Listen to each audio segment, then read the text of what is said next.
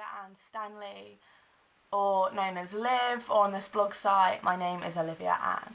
I was looking through my BBC Online app the other day and came across an article that I wanted to talk about. I don't usually do podcasting videos, but due to how I felt about this in particular article, I felt like I wanted to talk to you about it. So I do have it here. It's called Scottish Teenage Girls More Sick and Stressed, Says Who report. In this article, researchers have said that they have done research into the health of 11 to 15-year-olds in Scotland.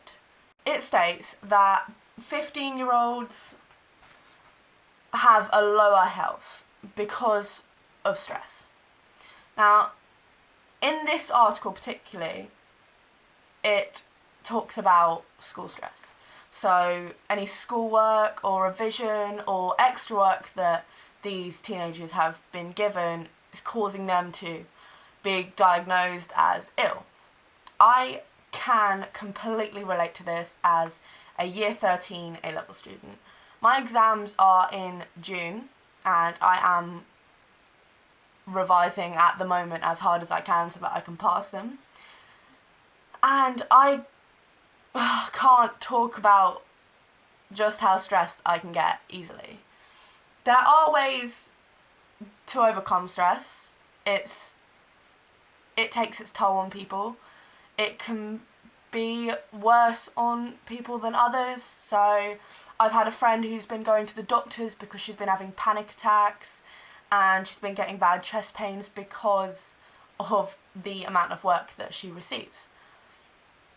It is really hard to balance school and work if you want a part-time job at my age and extracurriculum outside, so say you're in a football club or even just seeing family and having a social life, getting to go out and see friends. It is really hard. And that's why I wanted to talk today about this article. Because I don't think that people take stress as seriously as they should. Like I said, my friend, she goes to the doctors due to panic attacks and chest pains. So that's it's not severe, but it is a starting out issue.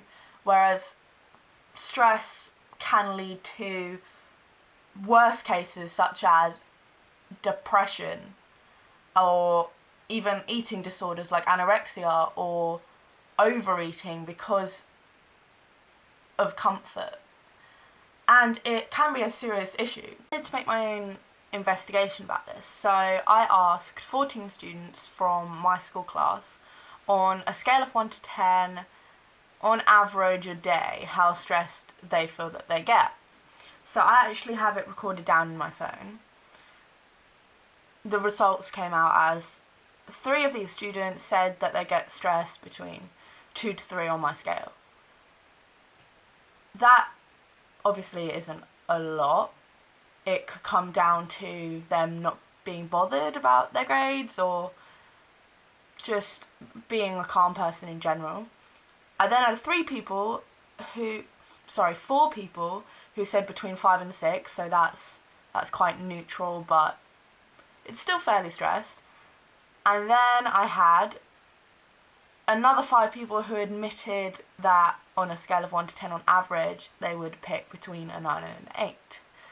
Now that is quite a high number, obviously, so that means that these people, maybe they receive a lot more work, or maybe they just don't know how to cope with it as much as others. And then that left me with 2 students who would be a 10, which obviously that is quite high. And I did this investigation because I felt like I wanted to back up this article in terms of a personal viewpoint. So from me as a teenager, from students in my class that I have been with, they also get just as stressed as these 15-year-olds do in this article that's been spoken about. And I felt that this article, it made me feel more comforting, that knowing that adults are going to read this, and teachers will probably read this, and school governors might even read this. So for me that feels comforting, because it gets across this serious stress issue about students who may need more support, or that schools can recognise just how they're feeling. So this article that was published on the BBC News app, or the BBC News in general, I felt it was really comforting, like I said. And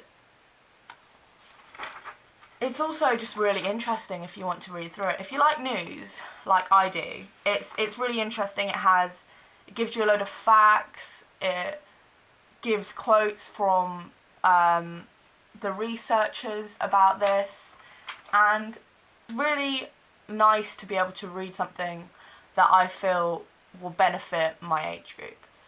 So I also feel that the way it was written, it was just interesting.